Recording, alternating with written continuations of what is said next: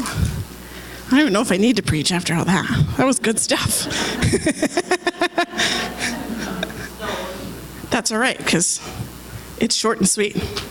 So I'm excited to share with you this morning the message that God's laid on my heart. Whenever I get the opportunity to preach, I feel like the best option is to go with what God's teaching me in the moment. I'm a work in progress, so I'm not there yet, but things that he's been teaching me, and I just feel like it resonates more if I can speak from what you know. So, by the way, I don't know how Pastor does this every week on top of everything else he does. So, if he's watching, enjoy that vacation. You've earned it and several more. Just a plug to keep praying for your pastor, okay? Because it's a lot of work. But the title of my message today is Lessons from the Waiting Room. So, fun fact, there are 116 references to waiting in the Bible. So let's get started. Just kidding. I won't keep you here that long. I feel like for me, the last year or so has been a fulfillment of many years of waiting in a variety of areas of my life. So the lessons come from a very personal experience. I think I've shared this before, but when I came on staff here at the church, extremely part-time in the fall of 2007, so just a few years ago, at the ripe old age of 20, thinking I knew what I was doing, I was so confident that I was going to be working myself into this full-time job, right? Yeah, we're going to build up this kids ministry. It's going to be a full-time job. Little did I know it would take 15 years before it became a full-time job. But would I have been prepared for the task then? Absolutely not. God has a way of working things out the way that it's supposed to, and his timing is perfect. So we see many examples in the Bible of God followers who prayed and waited for years to have their prayers answered, or for something God had promised them to be fulfilled. So I'm just going to touch on just a few of these, just to give us an example. Abraham, he was promised that he would be the father of many nations, but didn't have the promised son until he was 100 years old. He received the covenant from God when he was about 75. So he waited 25 years to see the promise fulfilled in the birth of Isaac. Joseph was sold into slavery as a teenager and spent years in prison before ever seeing the dream he had as a young man come true when he became second in command of Egypt and his brothers bowed before him. Hannah wept and prayed and begged God for a child, promising to return him to the Lord's service if he would grant her request.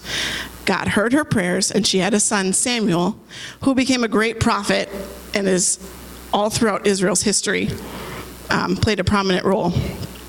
The people of Israel waited 40 years before they were able to see the promised land.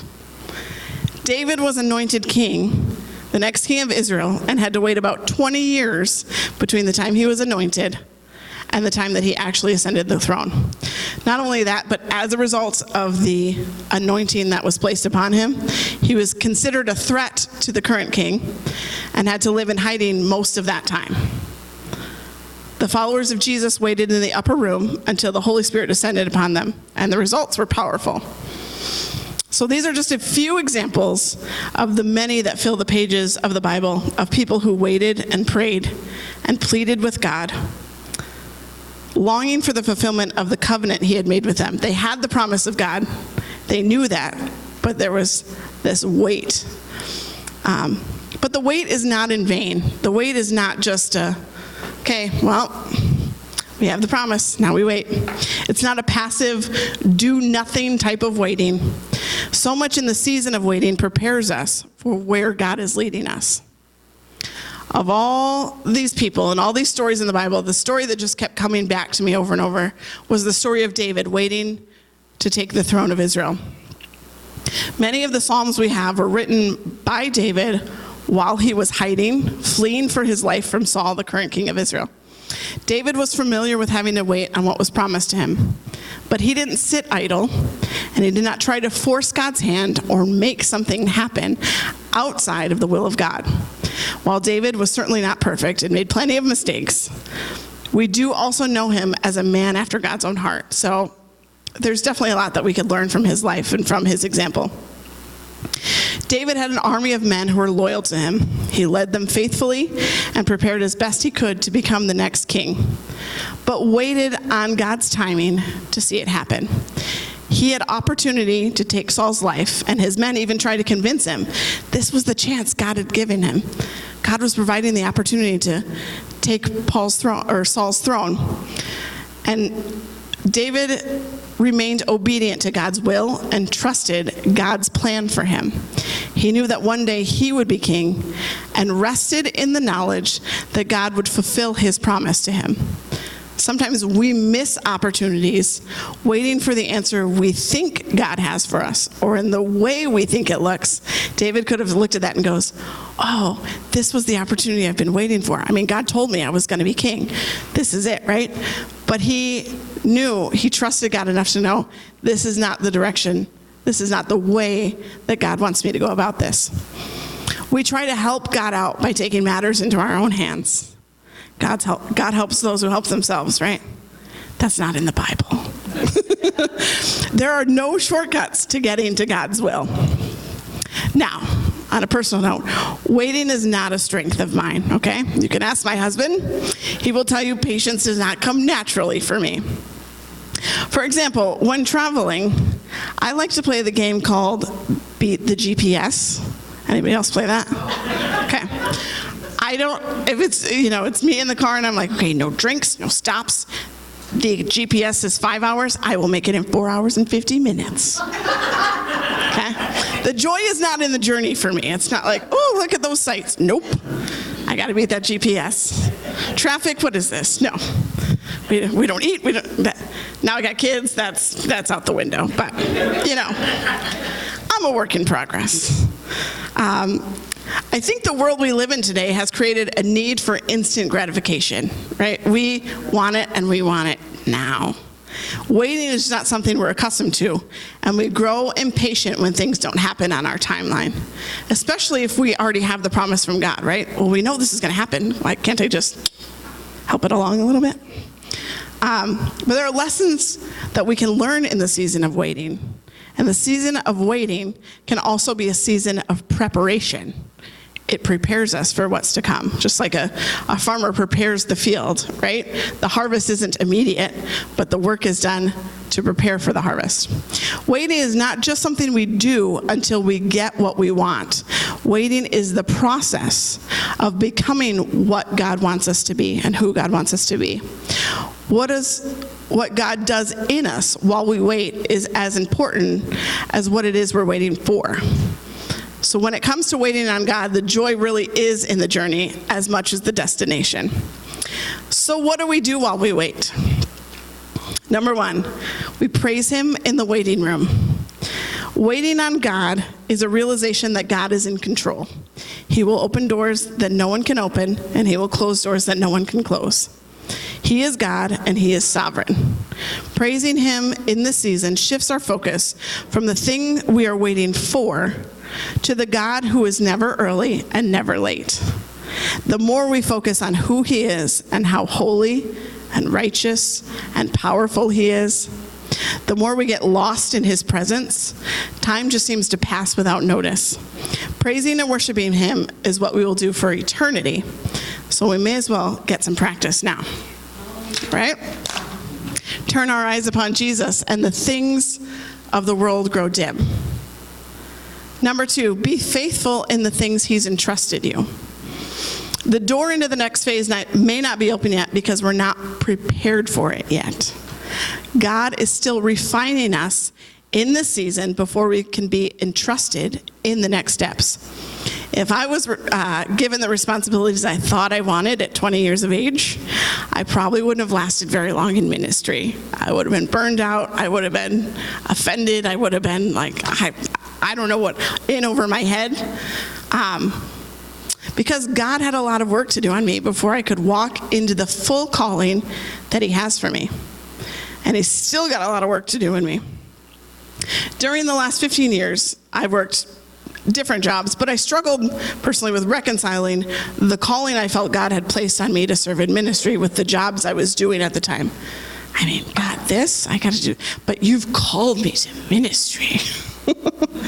Oh no. He reminded me that whatever season I was in, wherever he had me in that moment, I was called to minister to those around me.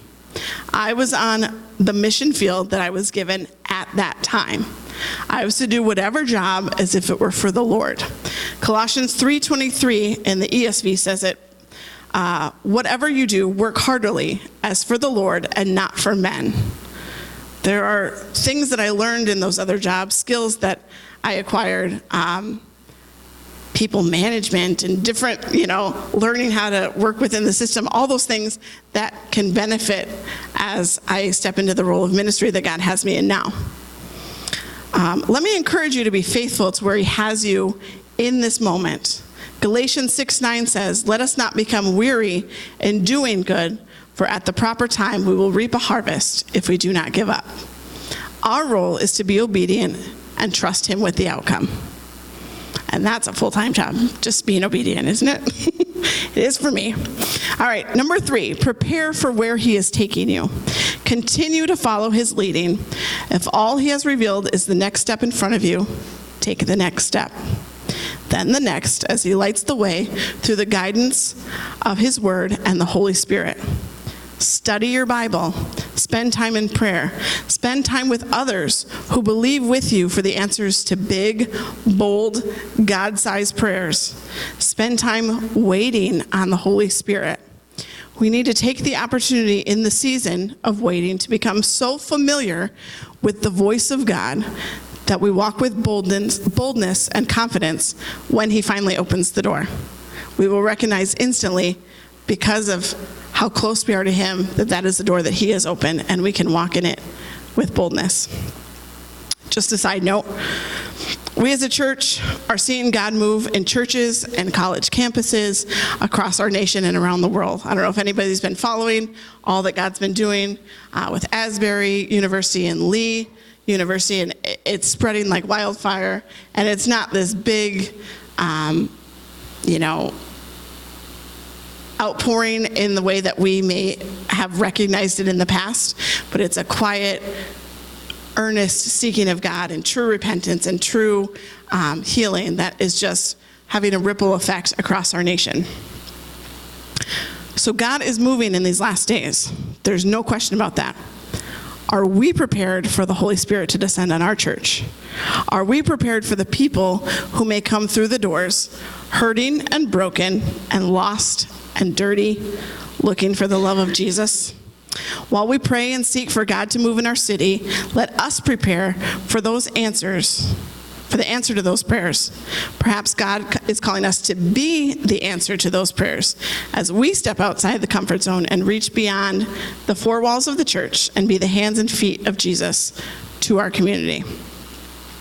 So even if that's not where you're at today, if you're not in the season of waiting, if you're not hanging on to a promise that God has given you and been praying for it for years. Some of us have, some of us aren't in that season. Some of us have been there before. We may be again. But we're all awaiting his return. We're all in a season of waiting because we're waiting for his return. And if what is going on in the world is an indication, we're closer than we've ever been before, which is exciting, right? So just to recap, in that season, we must praise him in the waiting room, be faithful in where he's entrusted us now, and prepare for where he is taking us. In whatever season we are in, God is good. God is sovereign. He can be trusted. He walks beside us in our season of waiting, which will prepare us for the next season he is bringing us to. And with God, rest assured, the results are always worth the wait. So I just want to do something a little bit different to close out our service this morning.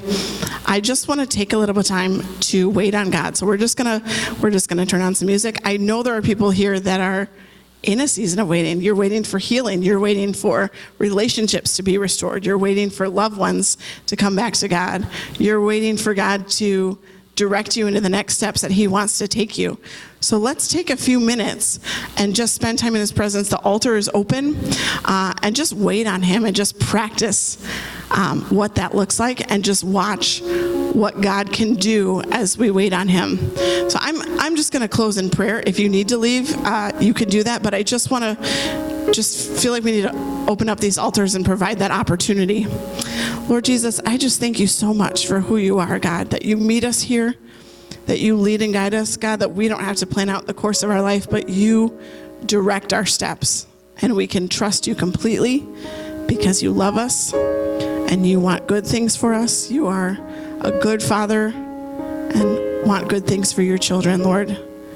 And we know that if we walk in your will, that you will lead us where you want us to go. And we will praise you in that season. Lord, we just thank you that we don't have to figure out the next steps, but Lord, that you will lead us and guide us, and we can just rest in you. Lord, just as we heard today about the man who's weary in the car and just pulls up to the water, Lord, you provide rest by that still water. And Lord, we can just come to you and be refreshed and wait upon you. Lord, we just ask that you would meet us in that place and help us to remain faithful to what you've called us to in that time until you are ready to prepare us for the next step. Lord, we love you. We thank you. We're excited to see where you are taking us as individuals, as a church. God, as we see you move, we ask that your presence would be here in a way that only you can manifest, Lord. And we are just waiting with anticipation for what you want to do. We love you and we thank you. In Jesus' name, amen. So these altars are open if you want to stay at your seat, if you want to come forward. If you want prayer, just come on up and we can pray for you. But otherwise, these altars are open to just wait on him and just spend time in his presence this morning.